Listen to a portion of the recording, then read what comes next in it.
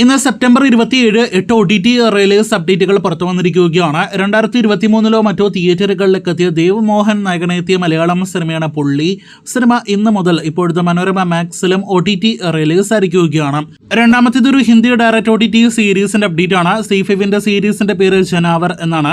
ഈ crime thriller series ഇപ്പോഴത്തെ C5ലൂടെ OTT release ആയിരിക്കുകയാണ്. മൂന്നാമത്തേത് തെലുഗു ഭാഷയിൽ നിന്നും OTT റിലീസായ സൺനെസ്റ്റ് സിനിമയുടെ അപ്ഡേറ്റ് ആണ്. മേഘലു ചെപ്പീന പ്രേമകഥ എന്നാണ് സിനിമയുടെ പേര്. സിനിമ തെലുഗു ഭാഷയിൽ ഇപ്പോൾ OTT റിലീസ് ആയിരിക്കുന്നു.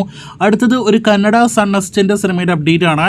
ദൂരതീര യാന എന്നാണ് സിനിമയുടെ പേര്. കന്നഡ ഭാഷയിൽ മാത്രം സിനിമ റിലീസ് ആയിരിക്കുകയാണ്. നെറ്റ്ഫ്ലിക്സിൽ നിന്നും തമിഴിൽ നിന്നും ഒരു ഡയറക്റ്റ് OTT സീരീസ് OTT റിലീസിനൊരുങ്ങുന്നു. ദി ഗെയിം എന്നാണ് സീരീസിന്റെ പേര്.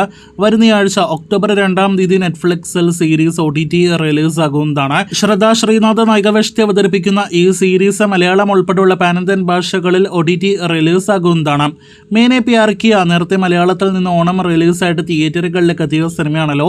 ചിത്രത്തിന്റെ OTT അവകാശങ്ങൾ ആമസോൺ പ്രൈം സ്വന്തമാക്കിയെന്നൊരു റിപ്പോർട്ട് വന്നിരിക്കുകയാണ്. വരുന്നയാഴ്ച തന്നെ സിനിമയുടെ OTT റിലീസ് പ്രൈമിലൂടെ പ്രതീക്ഷിക്കുന്നു.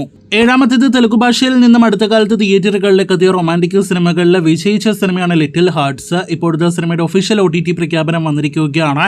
ETV OTT പ്ലാറ്റ്ഫോമിലൂടെ വരുന്നയാഴ്ച ഒക്ടോബർ 1 ഈ സിനിമ OTT റിലീസ് ആകുന്നതാണ്. ലിറ്റിൽ ഹാർട്ട്സിന്റെ എക്സ്റ്റൻഡഡ് കട്ട് വെർഷൻ ആയിരിക്കും OTTയിൽ ലഭ്യമാകുക.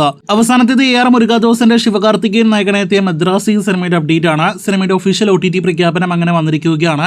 സിനിമ തിയേറ്ററുകളിലേക്ക് എത്തി 25 ദിവസങ്ങൾ പിന്നിടുമ്പോൾ തന്നെ വളരെ വേഗത്തിൽ OTT റിലീസ് ആകുകയാണ്. നേരത്തെ പ്രേക്ഷകരെ അറിയിച്ചതുപോലെ ഒക്ടോബറിലെ ആദ്യ ആഴ്ച ഒക്ടോബർ 1 തന്നെ ആമസോൺ പ്രൈമിൽ സിനിമ പാനന്തൻ ഭാഷകളിൽ ലഭ്യമാകുമെന്ന് ഒഫീഷ്യൽ പ്രഖ്യാപനം വന്നിരിക്കുന്നു. സിനിമയുടെ HD പതിപ്പ് നേരത്തെ ലീക്കാക്കപ്പെട്ടെങ്കിലും OTT റിലീസിനായിട്ട് കാത്തിരിക്കാം.